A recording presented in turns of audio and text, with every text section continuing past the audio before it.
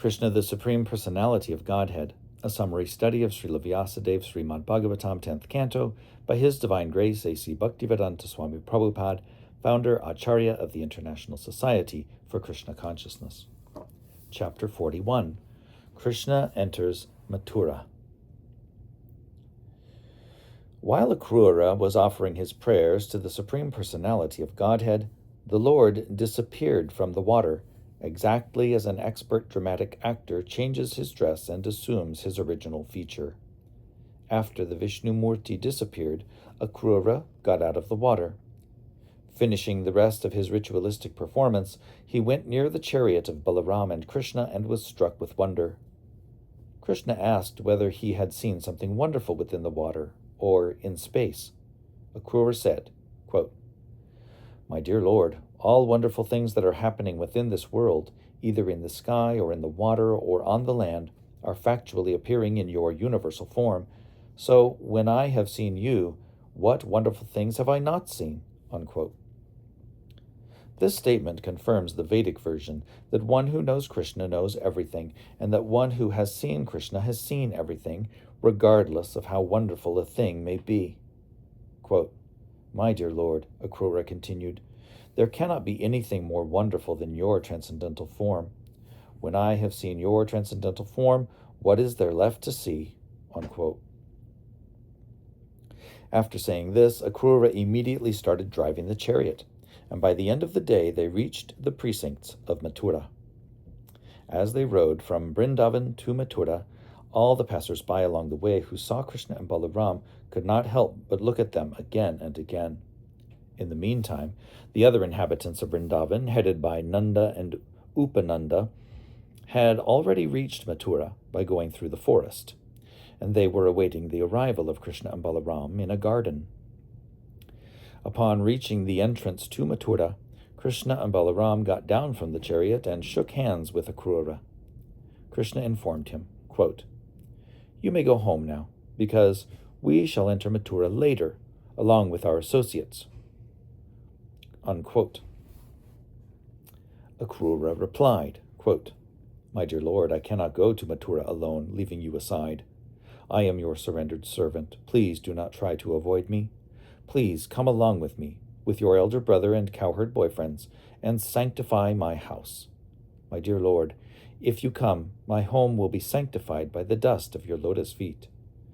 The water emanating from the perspiration of your lotus feet, namely the Ganges, purifies everyone, including the forefathers, the fire god, and all other demigods. Bali Maharaj has become famous simply by washing your lotus feet, and he enjoyed all material opulences and later on was elevated to the highest position of liberation. The Ganges water not only sanctifies the three worlds, but is carried on the head of Lord Shiva. The ancestors of Bhagirata, sanctified by this water, achieved the heavenly planets. O Supreme Lord of Lords, O Master of the universe, one can achieve piety simply by hearing about your transcendental pastimes. O Supreme Narayana, who are praised with select verses, I offer my respectful obeisances unto you." Unquote. On hearing this, the Supreme Personality of Godhead Krishna replied, quote, "Akrura, I shall surely come to your home with my elder brother Balaram, but only after killing all the demons who are envious of the Jadu dynasty. In this way, I shall please all my relatives." Unquote. Akrura became a little disappointed by these words of the Supreme Personality of Godhead, but he could not disregard the order. He therefore entered Mathura and informed Kamsa about the arrival of Krishna, and then he entered his own home. After Akrura's departure, Lord Krishna, Balaram, and the cowherd boys entered Mathura to see the city. They observed that the gate of Mathura was made of first-class marble, very well constructed, and that the doors were made of pure gold. There were gorgeous orchards and gardens all around, and the whole city was encircled by canals so that no enemy could enter very easily. They saw that all the crossroads were decorated with gold, and that there were copper and brass storehouses for stocking grain. And there were many rich men's houses, all appearing symmetrical, as if constructed by one engineer. The houses were decorated with costly jewels, and each and every house had nice compounds of trees bearing fruits and flowers. The corridors and verandas of the houses were decorated with silk cloth and embroidery work in jewels and pearls. In front of the balcony windows were pigeons and peacocks walking and cooing.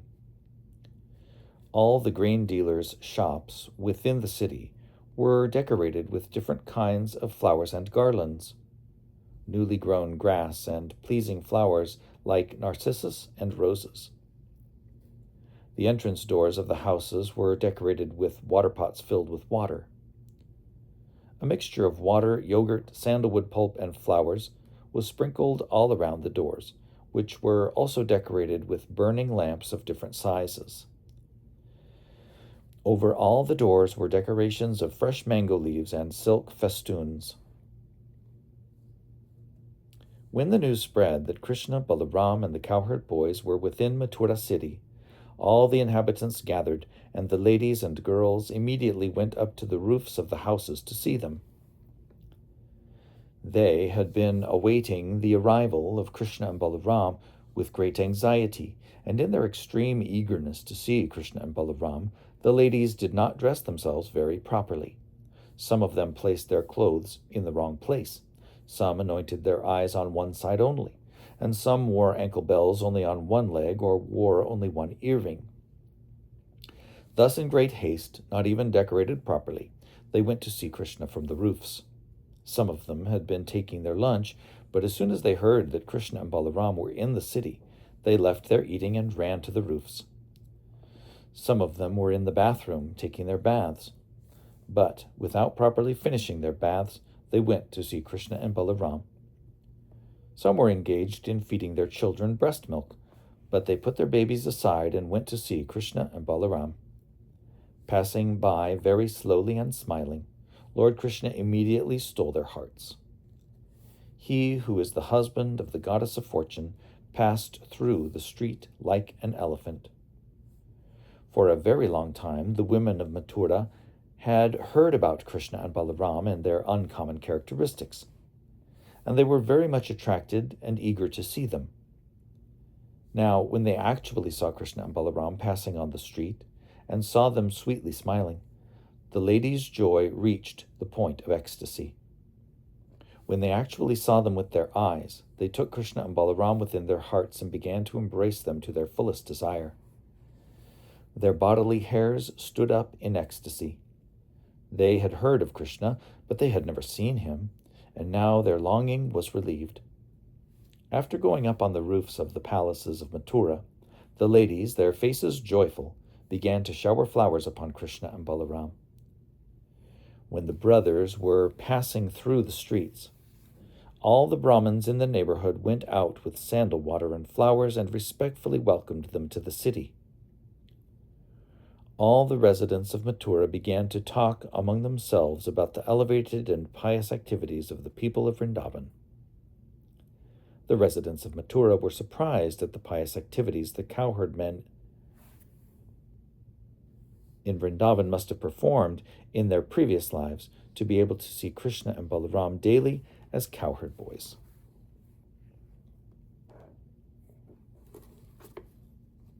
And there is a plate.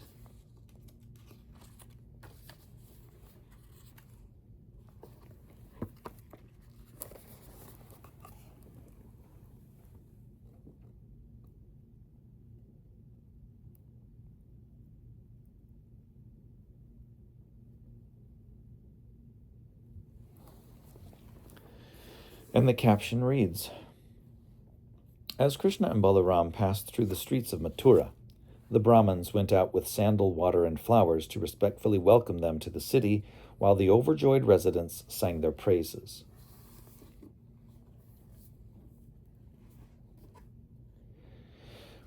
While Krishna and Balaram were passing in this way, they saw a washerman and dyer of clothing.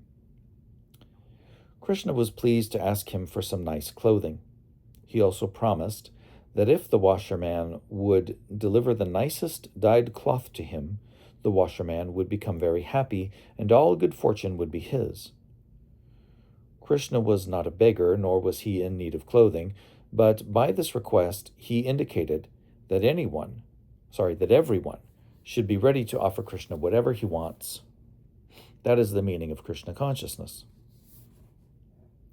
Unfortunately, this washerman was a servant of Kamsa, and therefore could not appreciate the demand of Lord Krishna, the Supreme Personality of Godhead.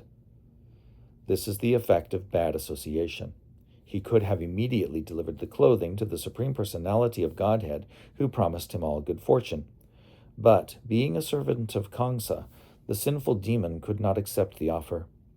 Instead of being pleased, he was very angry and refused the Lord's request, saying, quote, "How is it that you are asking for clothing which is meant for the king?" Unquote.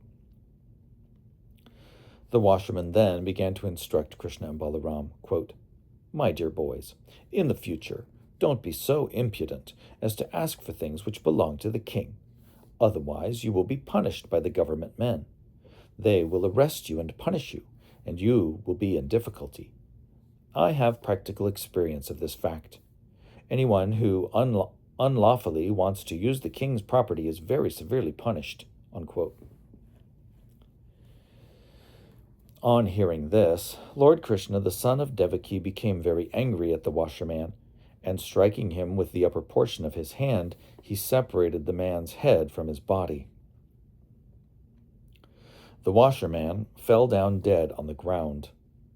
In this way, Lord Krishna confirmed the statement of the Brahma Samhita that every limb of his body is capable of doing everything he likes. Without a sword, but simply with his hand, he cut off the head of the washerman. This is proof that the Supreme Lord is omnipotent. If he wants to do something, he can do it without extraneous help. After this ghastly incident, the employees of the washerman immediately dispersed, leaving the clothing. Krishna and Balaram took possession of it and dressed according to their choice. The rest of the clothes were offered to the cowherd boys, who also used them as they desired. What they did not use remained there. Krishna, Balaram, and the boys then proceeded along the main road. In the meantime, a devotee tailor took the opportunity of service and prepared some nice clothes from the cloth for Krishna and Balaram. Thus, being very nicely attired, Krishna and Balaram looked like elephants dressed with colored clothing on the full moon day or the dark moon day. Krishna was very much pleased with the tailor and gave him the benediction of Sarupya Mukti, which means that after leaving his body, he would be liberated and would attain a four-handed body, exactly like that of Narayana in the Vaikuntha planets. Krishna also granted him that, as long as he would live, he would earn sufficient opulence to be able to enjoy sense gratification. By this incident, Krishna proved that those who are Krishna-conscious devotees will not be lacking material enjoyment of sense gratification.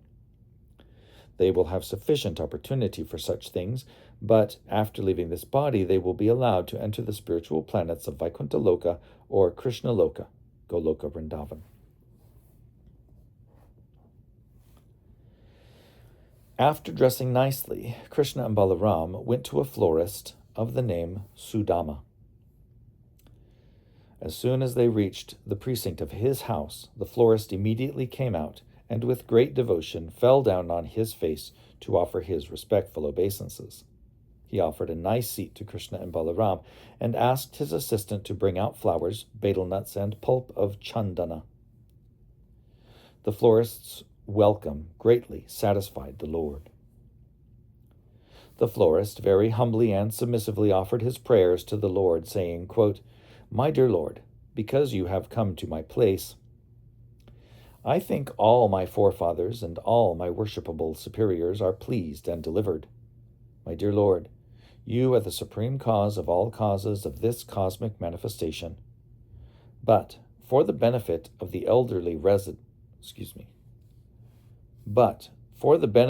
residents of this earthly planet, you have appeared with your plenary portion to give protection to your devotees and annihilate the demons. You are equally disposed as the friend of all living entities. You are the supersoul, and you do not discriminate between friend and enemy. Yet, you are pleased to give your devotees the special result of their devotional activities. My Lord, I am praying that you please tell me whatever you wish me to do, because I am your eternal servant. If you would order me to do something, it would be a great favor to me." Unquote. The florist, Sudama, was greatly pleased within his heart by seeing Krishna and Balaram in his place, and thus, as his choicest desire, he made 2 exquisite garlands of various flowers and presented them to the Lord. Krishna and Balaram were very much pleased with his sincere service, and Krishna offered the florist his salutation and benedictions, which he is always prepared to bestow upon the surrendered souls. There is a plate.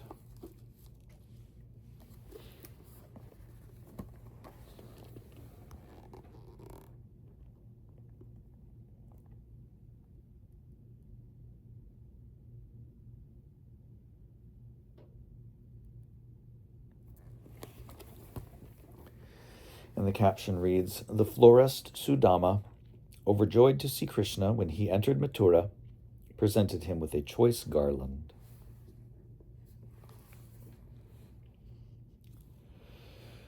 When the florist was offered benedictions, he begged from the Lord that he might remain his eternal servant in devotional service, and by such service do good to all living creatures.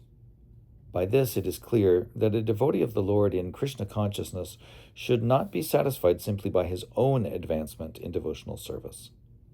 He must be willing to work for the welfare of all others. This example was followed by the 6 Goswamis of Vrindavan. It is therefore stated in a prayer about them, Lokhanang hita karino. Vaishnavas or devotees of the Lord are not selfish.